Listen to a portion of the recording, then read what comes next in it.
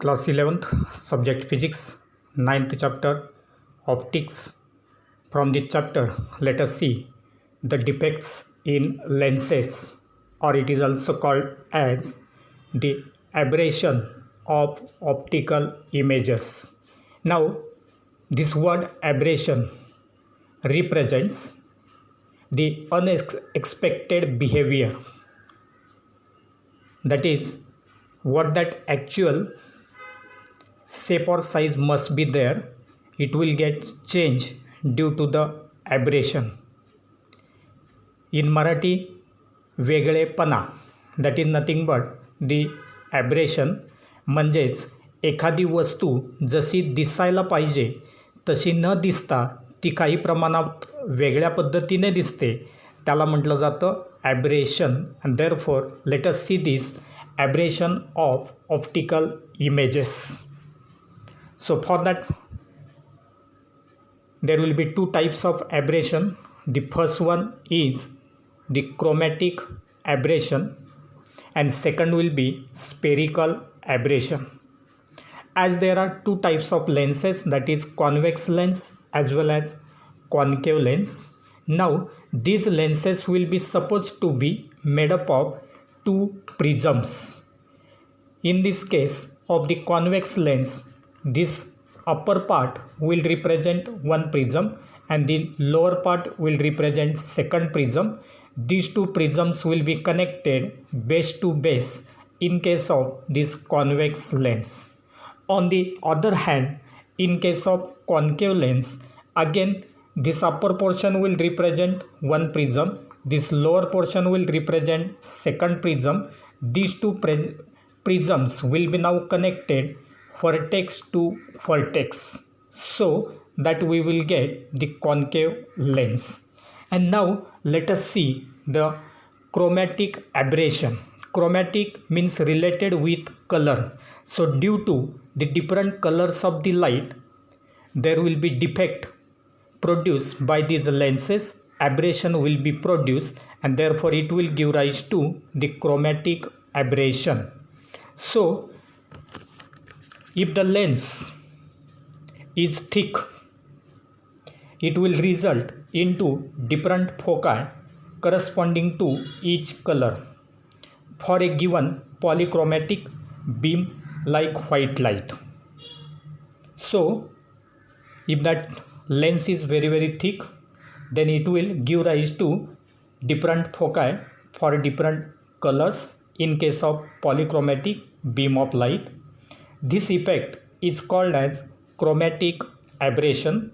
So here this aberration will take place due to different colors, and that's why it is chromatic aberration.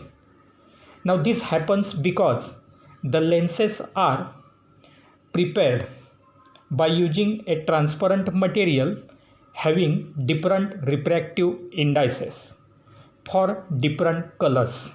So when any ray of light is considered and if it is passed through the prism, then it will get dispersed, that is there will be separation of different colors of light, and therefore this takes place due to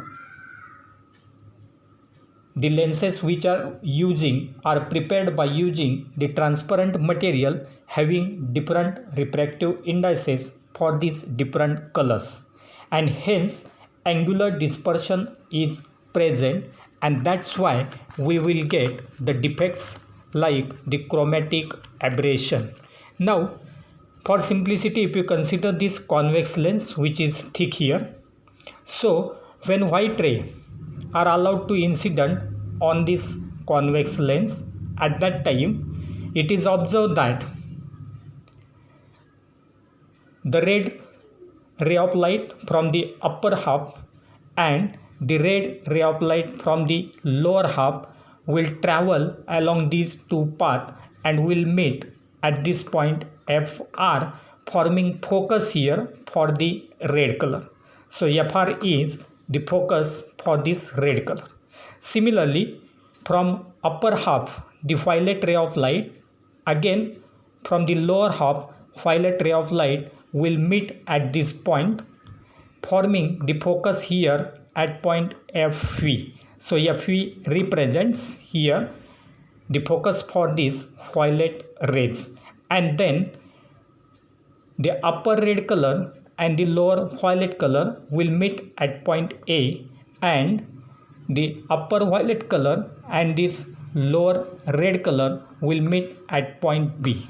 So in this case aberration will be produced because due to this lens for red and violet colors, these two different colors, two different foci will be produced. So this will give rise to the chromatic aberration in case of convex lens.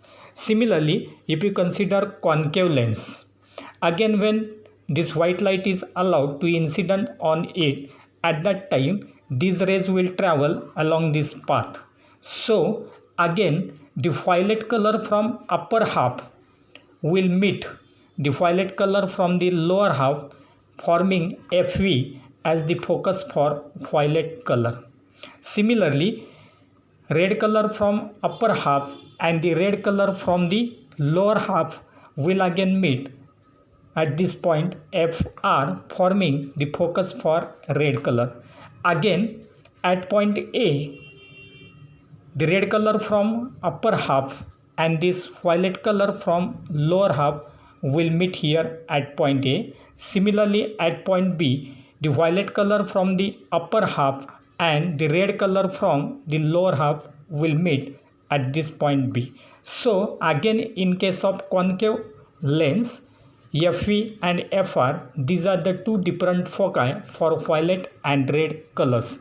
So in this way the chromatic aberration will take place in case of concave lens. So this is regarding the chromatic aberration which takes place due to the convex as well as concave lenses. And now in order to eliminate this type of chromatic aberration, what is the procedure, what is the method, and therefore now let us see the elimination of chromatic aberration. So that chromatic aberration can be reduced or eliminated, and so for that purpose, in order to eliminate chromatic aberration at a time, that is simultaneously for all the colors, is not possible.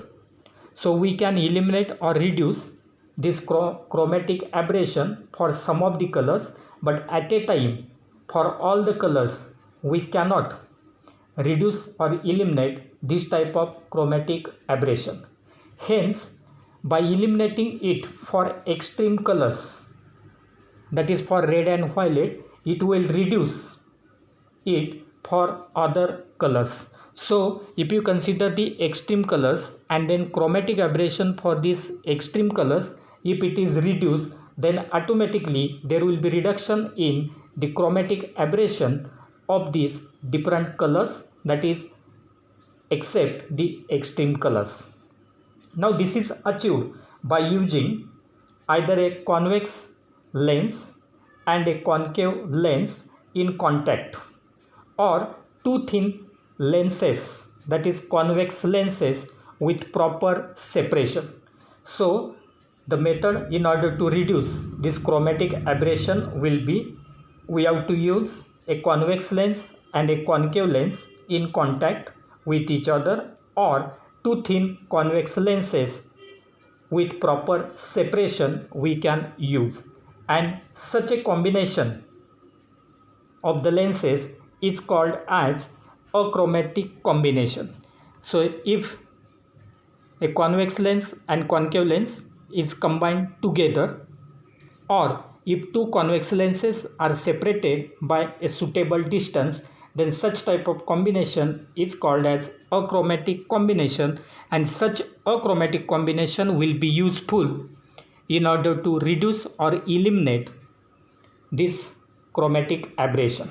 So for that purpose, let us consider the omega 1 and omega 2 be the dispersive powers of the materials of two component lenses used in contact. So just now we have seen that we use the combination of lenses, and therefore for first lens omega 1 will represent dispersive power, for second lens omega 2 will represent the dispersive power. And therefore here we have written that let omega 1 and omega 2 be the dispersive powers. And also we have to consider that let this k1 equal to 1 upon r1 minus 1 upon r2 1. So this will be k1 for first lens, and for the second lens k2 will be equal to 1 upon r1 minus 1 upon r2 2. So here r1 and r2 will represent the radius of curvature of the surfaces of these lenses, and therefore k1 is equal to 1 upon r1 minus 1 upon r2 1, and k2 is equal to 1 upon r1 minus 1 upon r2 2 for first and the second lenses. Now if you consider the lens to be thin, then for thin lenses in contact with each other, we can write 1 upon f is equal to 1 upon f1 plus 1 upon f2.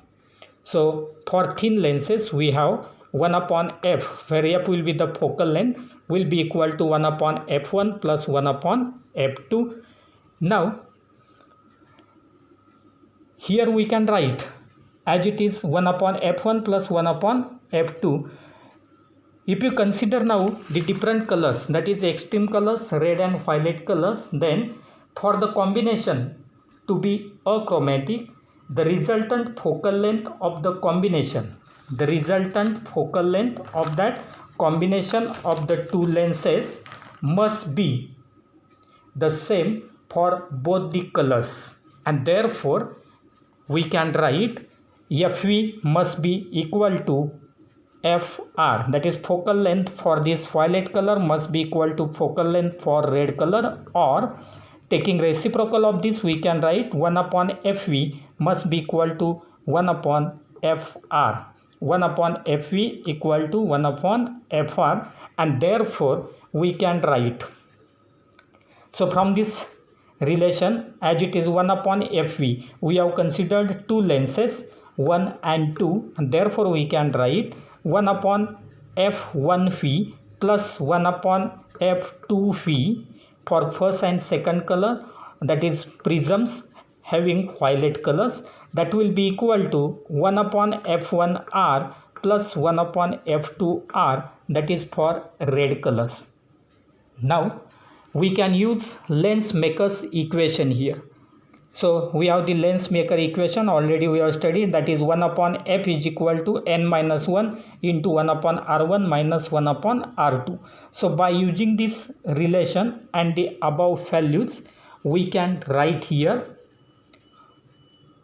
n1 phi minus 1 into k1, because k1 is equal to 1 upon r1 minus 1 upon r2 1, and therefore it is written as n1 phi minus 1 into k1 plus n2 phi minus 1 k2 is equal to n1r minus 1 k1 plus n2r minus 1 k2. So for violet and red colors we have written this equation, and therefore if you consider this equation now, then from this we can write as we have written n1 v minus 1 k1 plus n2 v minus 1 k2 for violet color is equal to n1 r minus 1 k1 plus n2 r minus 1 k2, and therefore rearranging the terms we can write. So we have to simplify this equation, we have to simplify. So after simplifying we will get it as n1 v minus n1 r k1. So from this equation the terms containing k1 will be taken towards left side, and the terms having k2 and k2 for both these colors will be taken on right side. Therefore we will get that relation N1V minus N1R K1 will be equal to minus of N2V minus N2R K2. This is taken as minus because actually we will get from that above equation as N2R minus N2V into K2, but in order to write in this form, in first term having V, second term having R, therefore we have written this as minus, and therefore from this equation if we find out the ratio of K1 and K2, then we will get K1 by K2 equal to minus N2V minus N2R upon N1V minus N1R as equation number 1. So from this relation K1 upon K2 is found, so that it is minus N2V minus N2R divided by N1V minus N1R, and this will be equation number 1. Now if you consider the dispersed beam, then usually yellow color is considered as the mean color. Yet now we have written the equations for extreme colors, and now let us consider for mean color, that is for yellow color. We have the equation 1 upon Fy is equal to 1 upon F1y plus 1 upon F2y. So already we have seen that relation here, that is 1 upon F is equal to 1 upon F1 plus 1 upon F2. By using that relation for the mean color, we can write 1 upon Fy is equal to 1 upon F1y plus 1 upon F2y, with 1 upon F1y will be equal to N1y minus 1 K1, and 1 upon F2y will be equal to N2y minus 1 K2. Again here for mean color we have used Lensmaker's equation, so that 1 upon F1y and 1 upon F2y for mean color will be written like this. Therefore from this relation we can write again ratio for K1 and K2. So if you take the ratio of K1 and K2, so K1 upon K2, by taking the ratio of these two equations, we can write N2y minus 1 upon N1y minus 1 into F2y upon F1y, equation number 2. So by simplifying this equation, that is dividing this first equation by the second equation, we will get this equation, that is K1 upon K2 equal to N2y minus 1 upon N1y minus 1 into F2y upon F1y as equation number 2. Now equating RHS of equation 1 and 2 and the rearranging the terms we will get. Now we have to equate only the RHS. So RHS of equation 1 is minus N2V minus N2R upon N1V minus N1R will be equal to RHS of second equation, that is N2y minus 1 upon N1y minus 1 into F2y upon F1y. Now equating this RHS and simplifying this, we have to rearrange the terms, and therefore rearranging the terms we will get F2y upon F1y, directly it is given here, minus of N2v minus N2r upon N2y minus 1 divided by N1v minus N1r divided by N1y minus 1. So after equating the RHS of these two equations, equations 1 and equation 2, finally we have to find out the ratio F2y upon F1y, and so that we will get this equation. But this F2y upon F1y will be written as, this term will be N2v minus N2r upon N2y minus 1. So this will be the angular dispersion, this will be the deviation for mean color, and therefore this ratio will represent the dispersive power, that is minus omega 2. And similarly this will be N1v minus N1r upon N1y minus 1. This is also angular dispersion. This is, here it will be mean deviation, and therefore it will be omega 1. So because delta v minus delta r upon delta y minus 1 represents the dispersive power omega, and hence this ratio f2y upon f1y will be equal to minus omega 2 upon omega 1 as equation number 3. So this will be the ratio of the dispersive powers of the two prisms which are in contact with each other, and this is the condition for achromatic combination of two lenses. But dispersive power is always positive, omega is always positive, hence one of the lenses must be convex and the other must be concave. One lens must be convex, other must be concave. If the second lens is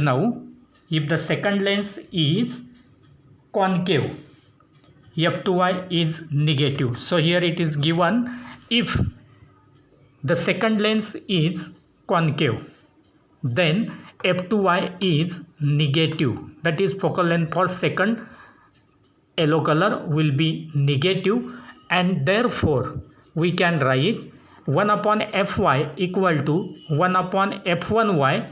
Instead of plus, here will be minus 1 upon f2y, and hence f1y will be less than f2y.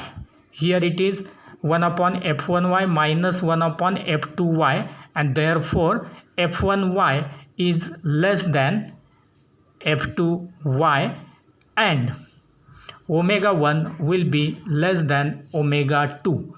Omega 1 is less than omega 2.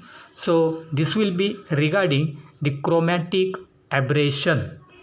So it is chromatic aberration. And now let us go for second type of aberration, that is spherical aberration. So spherical aberration, due to the spherical shape of the lenses, this type of aberration will take place. Again we will show the aberration, that is spherical aberration, in case of convex as well as concave lens. So for spherical mirrors, longitudinal spherical aberration, transverse spherical aberration, and the circle of least confusion are defined. Longitudinal spherical aberration, transverse spherical aberration, and circle of least confusion, these are defined in the same manner. So in case of spherical aberration, we can define this type of longitudinal spherical aberration, transverse spherical aberration, as well as circle of least confusion, and in the same manner all these will be defined. Now if you consider this spherical aberration in case of this convex lens, again this is the parallel beam of light which is incident on this convex lens. After that, these extreme rays will meet at this point Fm, forming the focus for these extreme rays, and other rays, that is middle rays, will be now focused at point Fp, forming focus here. So again there is aberration, but this aberration will be due to the spherical shape of the lens. Similarly, in case of concave lens, again when this parallel beam of light is incident on this concave lens, after that there will be the separation of the colors, then these extreme colors will meet again at point Fm, forming the focus here, and then the remaining middle rays of light will be focused at this point Fp, forming the focus here. So again here in case of concave lens, there is spherical aberration due to the spherical shape of the lenses. And now similar to that of chromatic aberration, now in case of spherical aberration, let us see different methods for elimination of the spherical aberration. So what are the different methods for elimination of the spherical aberration? Here only theoretically these methods will be given. So by using a plano-convex or plano-concave lens with curved side facing the incident rays, that is real object. So in this case, in order to reduce or eliminate spherical aberration, we can use a plano-convex, that is one side will be plane, second will be convex, or plano-concave, one side will be plane, other will be concave lenses will be used with curved sides facing the incident rays, that is real object. Second will be the specific or certain ratio of the radii of curvature for a given refractive index almost eliminates the spherical aberration. So certain ratio or a specific ratio of the radii of curvature of the surfaces of the lenses will be chosen. For that, the refractive index almost eliminates the spherical aberration. Third will be use of two thin converging lenses separated by the distance equal to difference between their focal lengths, with lens of larger focal length facing the incident rays considerably will reduce spherical aberration. Let us see third point again.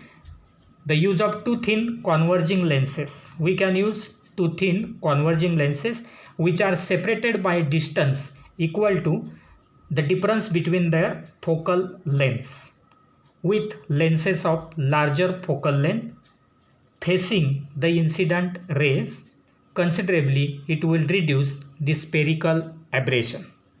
Similarly, fourth one, that is spherical aberration of a convex lens is positive for a real image, while that for a concave lens is negative. So spherical aberration of a convex lens is positive for a real image, while that for a concave lens is negative. Thus, a suitable combination of them can completely eliminate the spherical aberration, because for convex lens spherical aberration is positive, for concave lens it is negative, and if we combine a convex and concave lens, and if we are having the suitable combination of them, then we can completely eliminate the spherical aberration.